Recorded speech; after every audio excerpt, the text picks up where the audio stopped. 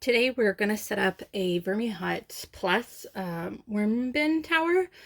So I'm going to go ahead and just take everything out of the box.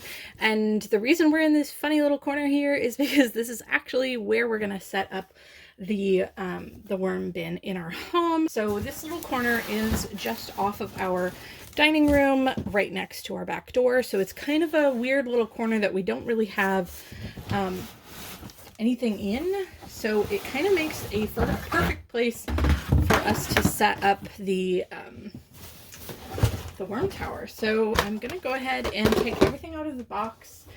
Everything that comes with it is still in this box, so I'll kind of show it to you as I go. But yeah, here we go. So to start with, this is the base of it.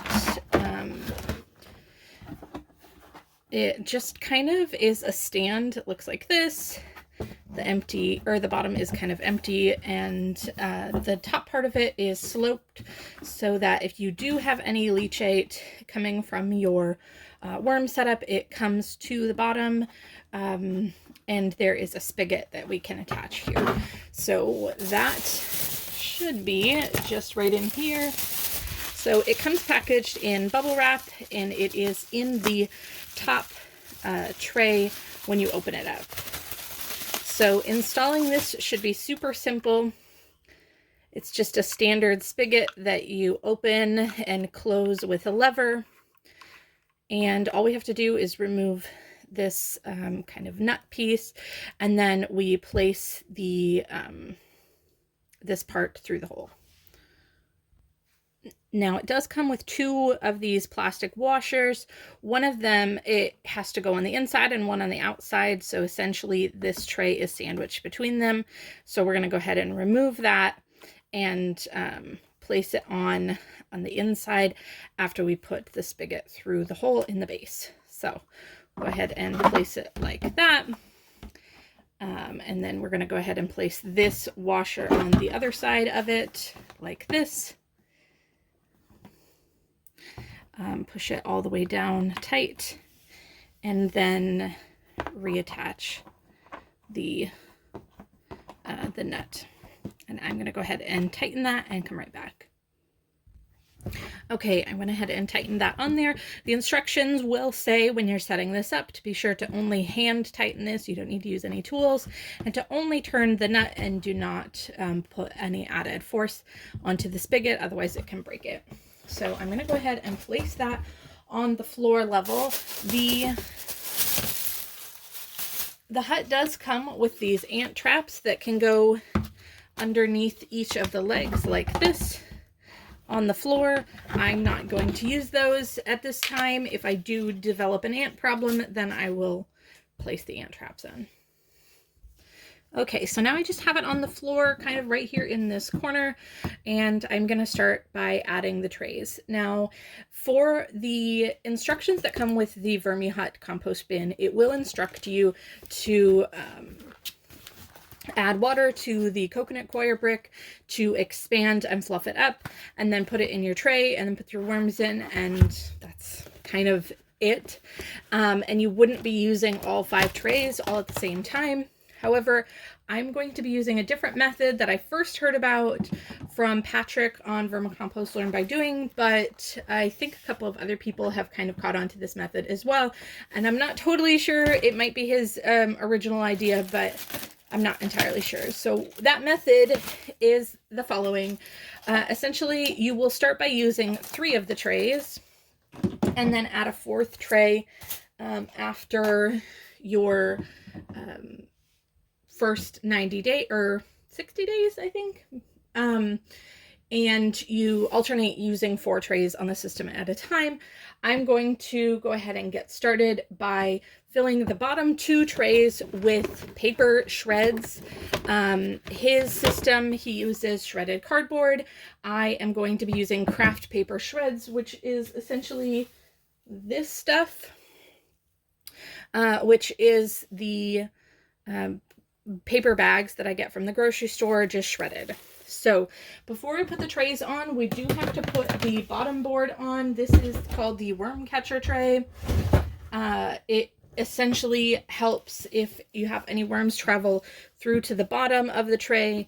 It kind of gives them a way to get back up into the system. It's not perfectly like foolproof, but I guess it probably does work pretty well, and that just holds the other trays onto the system.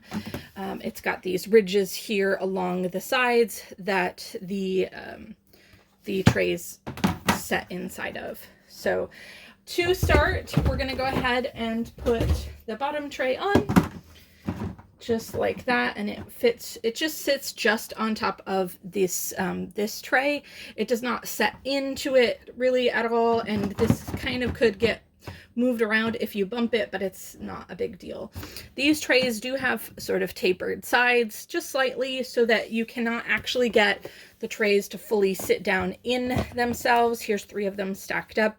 They do have these kind of little bumpers on the outside that they rest on when they rest together, but also they're slightly tapered, so they couldn't really go fully all the way in anyways. So to do the worm system, the worm tower system this way, essentially what you do is you fill the bottom 2 trays with shredded cardboard, or shredded paper shreds, or similar, whatever kind of bedding material.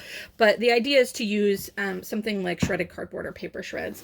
So basically all this is shredded paper from brown paper bags. There is a little bit of shredded like toilet paper and paper towel tubes. I only have a 6-sheet cross-cut shredder, so it doesn't get super fine shreds, but it does. They're pretty small, and I cannot shred cardboard in that because it is only rated for a 6 sheets. So we're going to fill the bottom tray. This will become what is on his system called the like newest or bottom inoculating tray. I will put a link to one of his videos that describes all of this better, but I'm going to also kind of explain it. But yeah, so you just put dry bedding all in the bottom, and you basically just fill it up.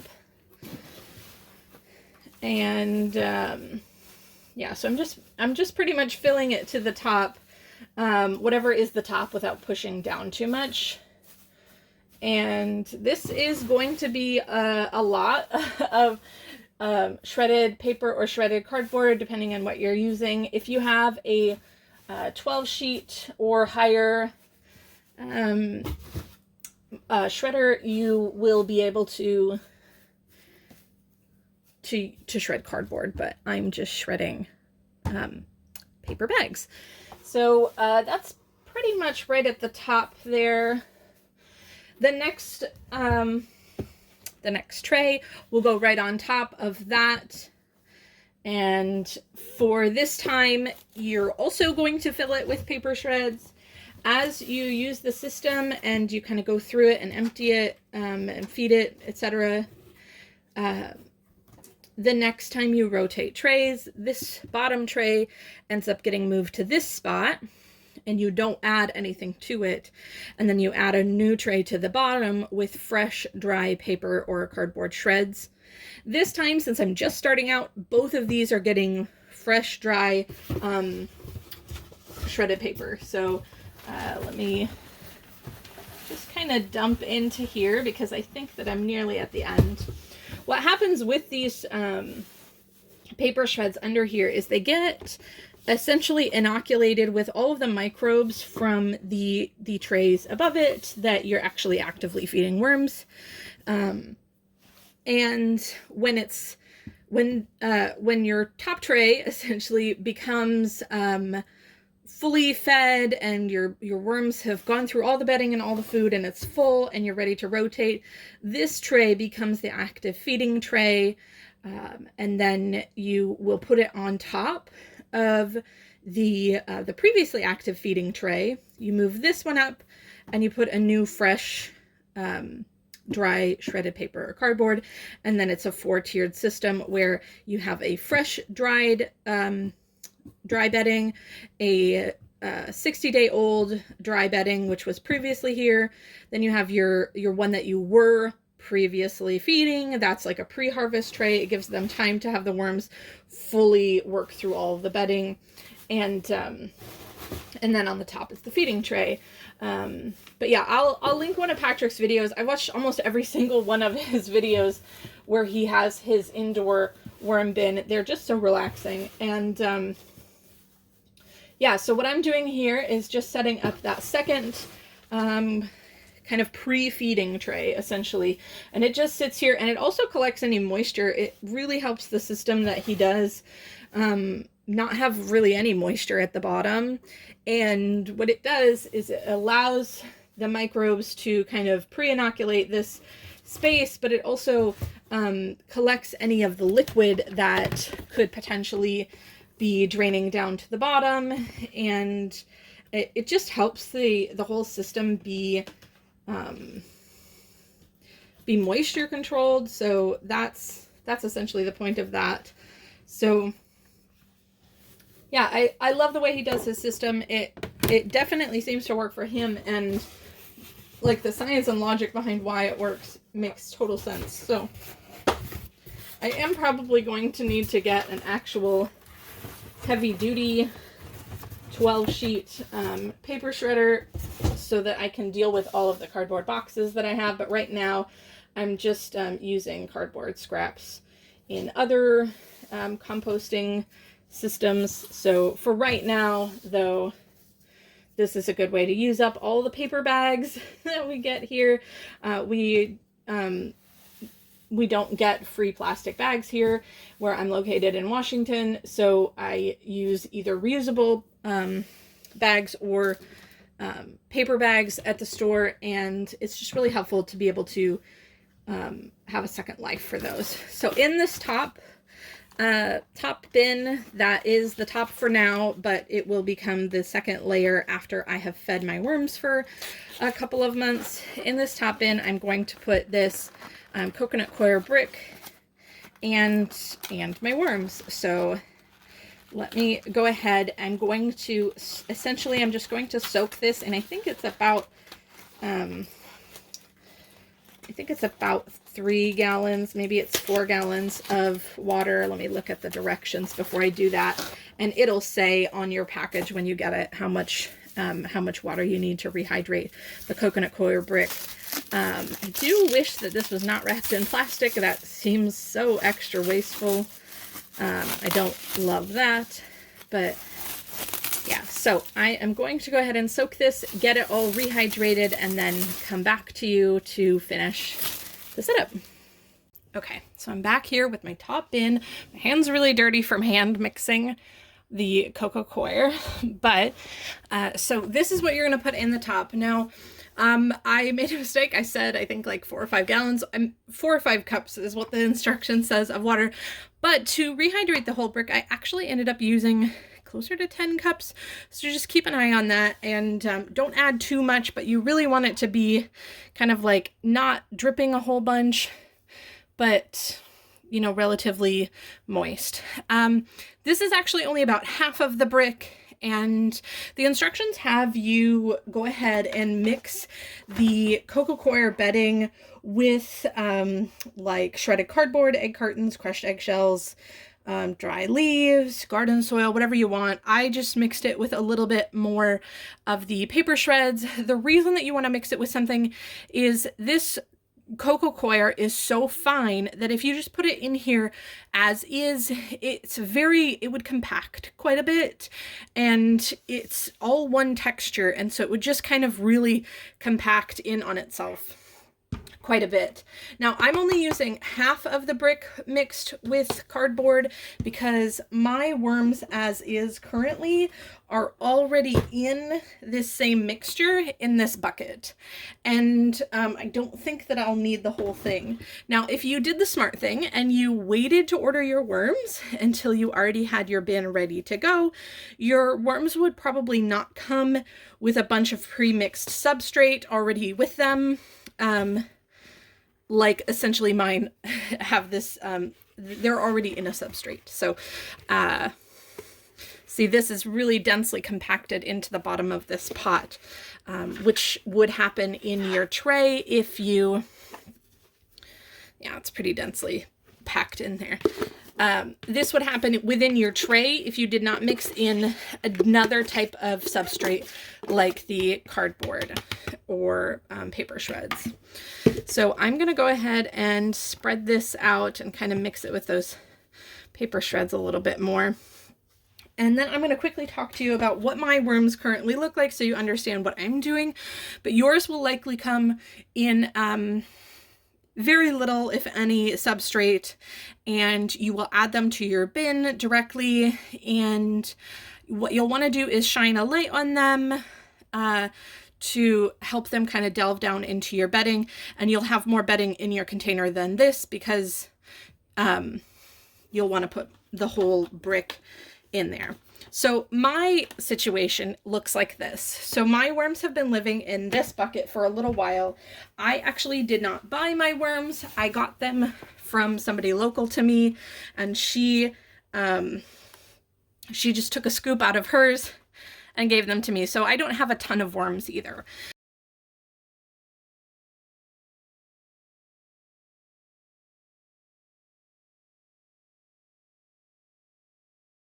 But what I've been doing is kind of a sort of version of the Patrick's system, where my bin on the bottom is shredded paper, and then the top, this has holes drilled in this bucket, as well as holes in the side and the lid for airflow. So I'm going to quickly just take this off, and I'm going to go ahead and just put these also in here.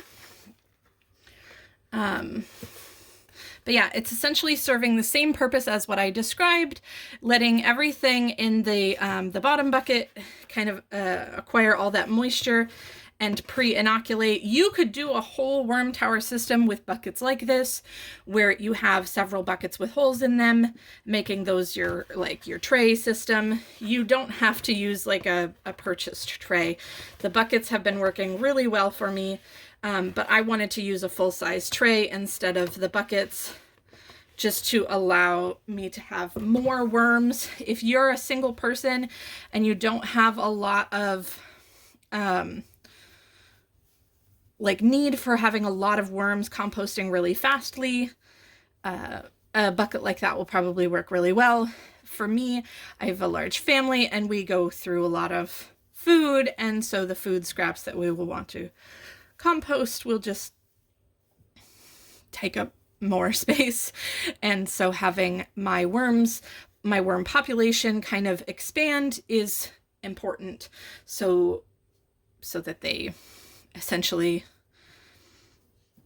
work faster. So I just mixed that damp cardboard into there, and let me get the cardboard off the bottom of here as well. So my worms are a little bit underfed right now, and I'm not going to feed them right this second. There is a bit of grit. There's chunks of eggshells. Those were in the scoop that the person gave me. I don't really recommend putting chunks of eggshells. I prefer to like pulverize them, but my worms should be in here. There is, I think, 2 baby carrots in here that were kind of going slimy in the fridge, and we put them in there. But I think that's the only food really that they've been working with for a little while. And I'm not going to feed them right this second. I will feed them after about a day. Once I feel like they've settled into this bin a little bit better, I'll give them a really small feeding. But I am going to go ahead and kind of move this aside a little bit to put them more on the bottom. That way any that are near the bottom of here can kind of just readjust themselves. But I'm going to go ahead and just dump these guys right in the middle here. Make sure there's nobody left behind. It's kind of muddy and dirty work here, but you might be able to see. I'm not sure how well the camera picks up, but there's quite a few worms just in there. This is pretty soggy and wet at this point. It's probably too damp for them in that bucket system that I've been using.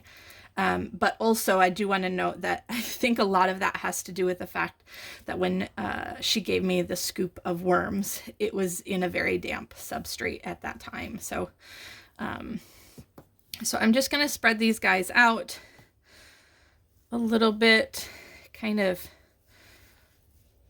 cover them up just a little bit. I will leave the carrots in there because that's already kind of been in their system for a little bit, and they've already got microbes working on them. But I'm just gonna spread this out. Is that a piece of plastic? I think that's a piece of plastic. Like I said, there was some stuff in the scoop that person gave me, so I don't fully know how they were running their system. Hey, thank you. Yeah, it's a little piece of plastic. Likely from their system. All I put into mine was coconut coir that I had, and cardboard or shredded paper. So there's still some worms hanging out on top here. The next step for now is to put the lid on, and now the lid we're going to put on a little bit differently than we normally would. So the lid that comes with it looks like this. It's got holes in the sides. I don't know if I can, yeah, holes in the sides of the top. And then you get this, which they've called a V board, which you place with this little tab towards the top of it. And you place this, it kind of looks like, if you've ever seen, they call them like worm blankets in certain types of other bins. You place this in here.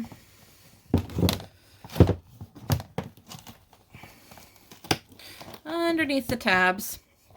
And then you place this also under the tabs like that, and that's the whole lid. However, for the first 24 to 48 hours, it is recommended to simply place the V board on top because it is translucent.